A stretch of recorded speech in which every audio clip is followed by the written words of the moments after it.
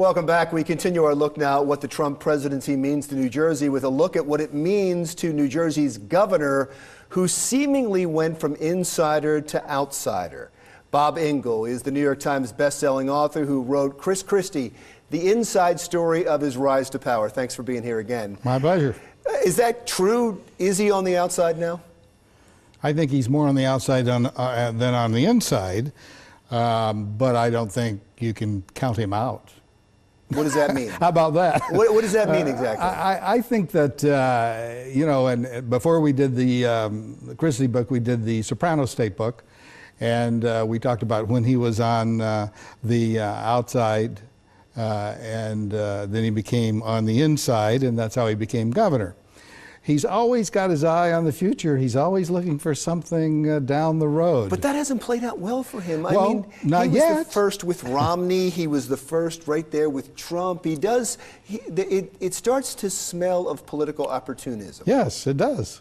And so what makes you think it's going to work for him when it hasn't worked? I mean, he's governor. You have to give him that. But it hasn't worked for him on the national stage yet. Well, it hasn't yet, but I don't think he's going to stop trying. Somewhere in the back of Chris Christie's mind, there's a couple of things going on. Number one, a year down the road, these amateurs who went to Washington with President Trump, he thinks are going to fail because they're not used to this political game. It's not their thing. It is his thing. That's one thing, and I think in the back of his mind, he thinks, they may have to come to me to rescue him someday. And the other thing is, some of these people who have been nominated for cabinet posts might not get those posts, or it could be they get them and decide, this is not for me, I don't want to do this, or they run into trouble and get booted out. That's fascinating. Either way. He's waiting in the wings. I think he's the waiting runner-up. He's been there before. And, you know, he said when he lost his bid for re-election to a county freeholder job, he figured that was it. He was through with politics for good. Well, how long did that last? He became a fundraiser for George W. Bush, and before you know it, he's U.S. attorney, and he's making a name for himself, and voila, he's been elected governor twice. And do you get the sense that Donald Trump would like to repay him for his loyalty, would like to give him something? I do. I think he wanted him to be vice president. I think that was his first choice. Interesting things happen to Donald Trump. Well, he has a business interest in New Jersey, so he's going to know Chris Christie and the other movers and shakers even before they're governor. When the casino thing fell apart, the state of New Jersey said that Trump owed something like $30 million in taxes to the state of New Jersey. When Chris Christie came in, that was reduced to $5 million. $30 million to $5 million, right? So they've had a working relationship for a while. And will they continue at least for this next year? I mean, is it good for New Jersey that Donald Trump is in the White House and Chris Christie's in Trenton?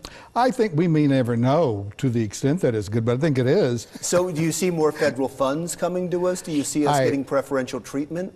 I think to the extent that they hand out any money, I think Chris Christie is in a very good position to get it for New Jersey, yeah. And I want to talk about one last thing, and you're the one that called my attention to this, and that is, and everybody's been talking about it since then, is the Jared Kushner effect of all of this, and the fact that Chris Christie quite famously put his father in prison. I think right now it's a hindrance. But what happens down the road if this theory about these guys running into trouble, and it starts to look like the good ship Trump is sinking, and, you know, any port in a storm kind of a situation, they may be reaching out for any lifeboat they can get. It's interesting because he seemed to clear to use your analogy, he seemed to clear the deck of all Christie people during the transition. Yes. But now he's hired one. And then for a very important position.